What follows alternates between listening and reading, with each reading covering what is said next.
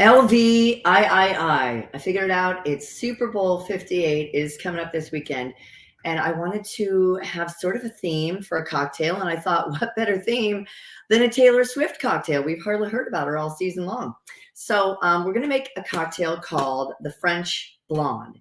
Is it the White Lady? Is it inspired by the White Lady, which was a cocktail included in Harry Craddock's The Savoy Cocktail Book? And rumor has it that he made the White Lady, which is a cocktail we've made before on this show. It's okay. It has some egg white in it. I don't know that it was my favorite.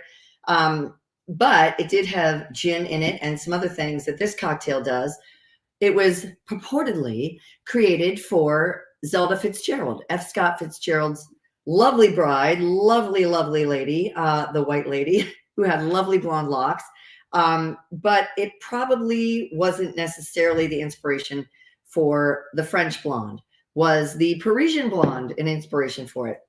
Probably not either. That's a rum cocktail with cream in it, and it also has some curacao in it. This is totally different. And though it's been around for a little while, we don't really know for sure who created it.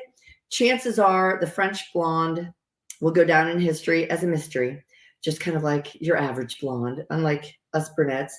And because it uses Lillet Blanc, which, you know, that's been around for a while, but it also uses some elderflower liqueur like Saint Germain. I'm going to use that, but I also have this Driol elderflower liqueur, a little less expensive than your Saint Germain, but this hasn't been around that long.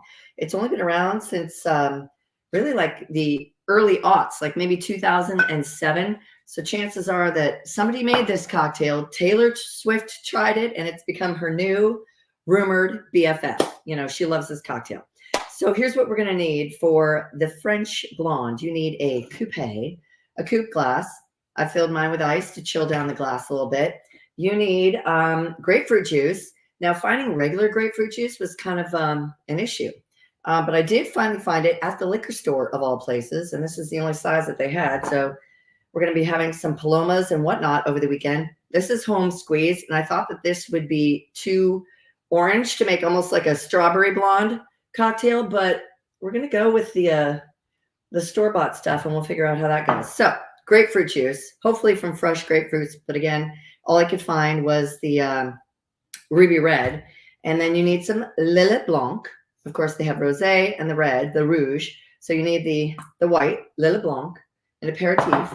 You need your elderflower liqueur. You need lemon bitters, which had to go to Bev Mode. This cocktail, everything you need, I found at Bev Mode today, and for the right price, and some dry gin.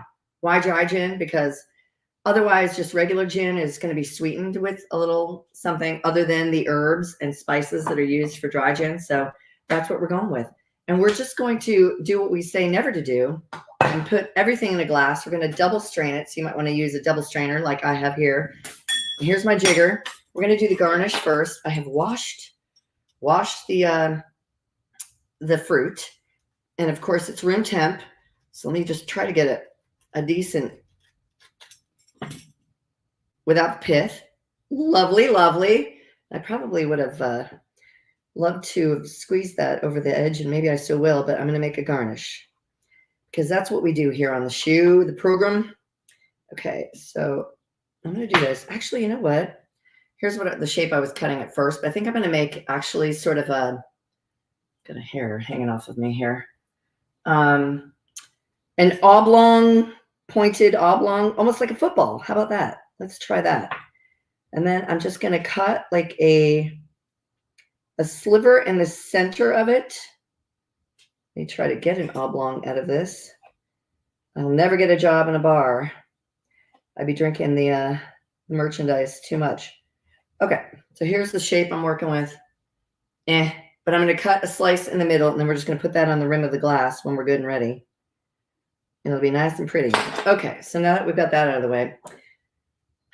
Yeah, I say I use the store-bought stuff. Again, in the store, it looked like regular grapefruit, not pink or red grapefruit, but because we want it to take on sort of a blonde look, right?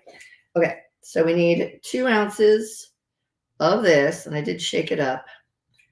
I wish Ocean Spray, they probably do somewhere, but have this in the little cans like they do the pineapple juice. 2 ounces of chilled Lillet Blanc. And you do want to keep this in the fridge after you open it. And it's a low ABV cocktail, so you just might make it to halftime and still be enjoying the party. Okay. And this is, again, just like an aperitif, something you'd have before dinner. Let's try to get this stuff out of the way. 1 ounce of dry gin. This is corked, so let me see. Okay. I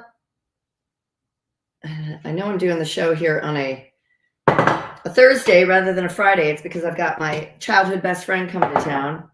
And then we need 3/4 of an ounce of Lille Blanc.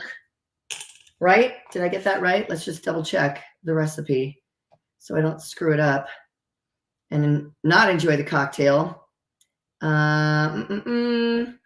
Let's see. No, a 1/2 ounce. No, I already did the Lille Blanc. Oh, this is the elderflower liqueur. That's why. Okay, just a 1/2 ounce of elderflower liqueur. Talking and drinking and mixing drinks. You try it. Okay, and then 3 dashes. I thought I took this off. Okay, hold on. Speaking of which, I don't know what I'm doing for the Super Bowl yet because, of course, I don't have cable TV. So we'll see what we do. Maybe, I don't know, beg off a neighbor or something like that. So 3 dashes. 1, 2, 3. That didn't really work. Technique. It's a thing, kids. Okay, then I'm just going to shake this up for a good 20, 30 seconds. Pour out the contents, the ice cubes. Maybe not 20, maybe 20 seconds. Just to get it nice and cold. Okay. Oh, okay, that's good enough. I can feel the glass getting uber cold. Hello. Hello. Yeah, I know. I don't know what day it is the entire week. I'm promising you that. Okay, let's try to get some of this stuff out of the way. God, I'm a mess in the kitchen, in the bar, whatever. And we're going to double strain this. I guess I could put my little garnish on first. I'm just going to kind of do this. I could do something even fancier and try to put it through the sliver a little bit while I put it on the glass, but it's probably not big enough. It's fine that way. It's fine. It's fine. Maybe we'll just use some of the other peel here around the rim to make it nice. I like it nice. Okay, and then we're just going to double strain, which means through 2 strainers, essentially. Just get some of the citrus out of there, the pulp. Okay. Oh. I think I'm going to like it. A little sweet, punch of citrus, and the gin, herbaceous gin, and the bitters, which have herbs in them too. It looks good. Yeah, definitely got a little bit of the ice and whatnot out of there. So let's try Taylor's favorite drink. Here we go.